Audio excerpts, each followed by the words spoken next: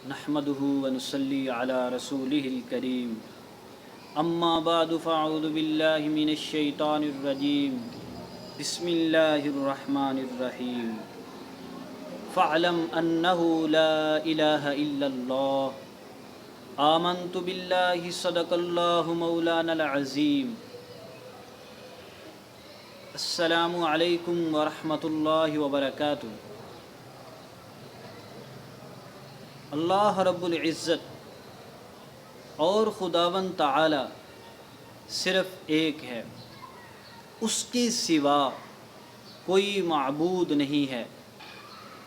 یہی تعلیم اسلام کی ہے اور یہی تعلیم حضرت مسیح علیہ السلام دیتے رہے۔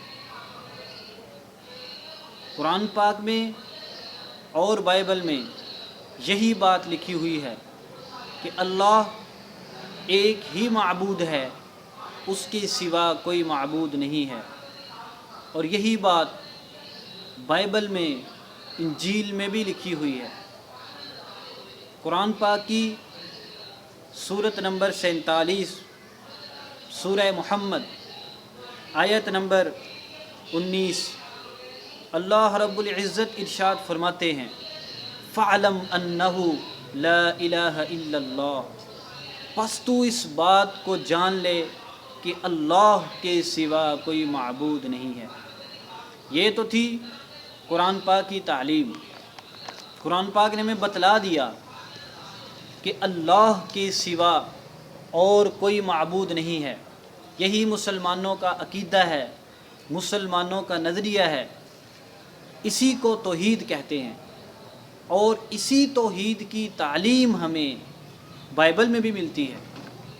آپ کھولیں، بائبل کی کتاب ہے انجیل، اور انجیل میں سے انجیل مرقس، اس کا باب نمبر 12 ہے، اور آیت نمبر 28 سے لے کر 32 تک پڑھیں تو تمہیں تثلیث نہیں توحید کا عقیدہ ملے گا۔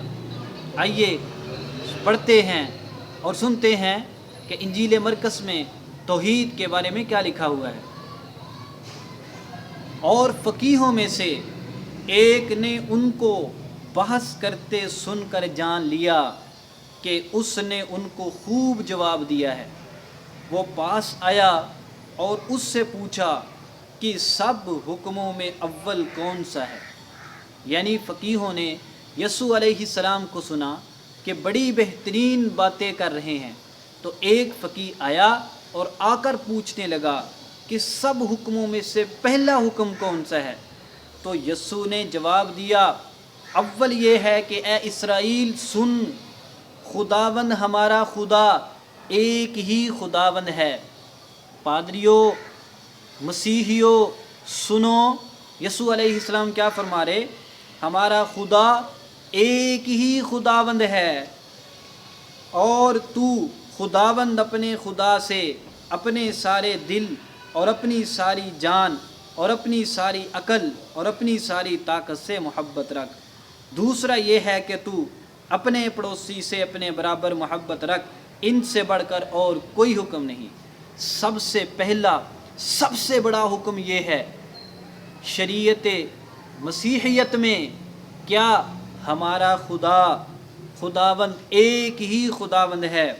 آیت نمبر 32 میں اس کے بعد آتا ہے، فقیہ نے اس سے کہا، اے استاد بہت خوب، تو نے سچ کہا، وہ ایک ہی ہے اور اس کے سوا اور کوئی نہیں۔ اور حضرت مسیح علیہ السلام نے ان کی یہ بات سن کر تردید نہیں کی، یہ نہیں کہا کہ تو غلط کہتا ہے، بلکہ جو بات مسیح علیہ السلام نے کہی وہی فقیہ نے کہی اور آپ کی تعریف کی۔ تو یہ عقیدہ توحید ہے جس کو مسلمان اپنائے ہوئے ہیں، اور عیسائی اس عقیدے کو غلط کہتے ہیں۔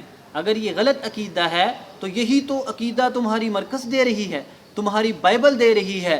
تو ہمارا عقیدہ قرآن والا عقیدہ توحید وہی صحیح عقیدہ ہے، قرآن پاک سے بھی وہی ثابت ہے، مسلمانوں کا بھی وہی عقیدہ ہے، اور اللہ کے پیغمبر حضرت مسیح علیہ السلام کا بھی وہی عقیدہ ہے۔ یہ اس کتاب سے ہم ثابت کر چکے ہیں جس کتاب کو تم مقدس الہامی خدا کا کلام سمجھتے ہو، اور حجت تام کرنے کے طور پر ہم دکھا دیتے ہیں کہ جن کے پاس بائبل نہیں ہے وہ غور سے دیکھ لے انجیل مرقس کا حوالہ باب نمبر 12 اور آیت نمبر 28 سے لے کر 33 تک، یہ دیکھیں۔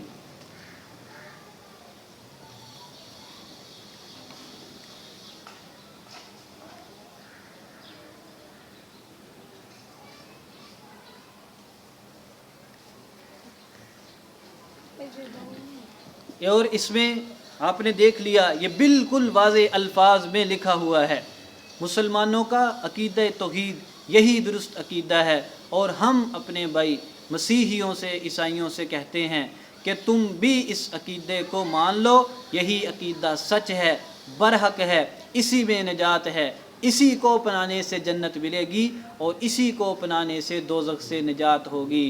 اللہ رب العزت خدا واحد لا شریک اللہ مجھے اور تمام کے تمام انسانوں کو اسی عقیدے کو اپنانے اور اسی پرکار بند رہنے کی توفیق عطا فرمائے۔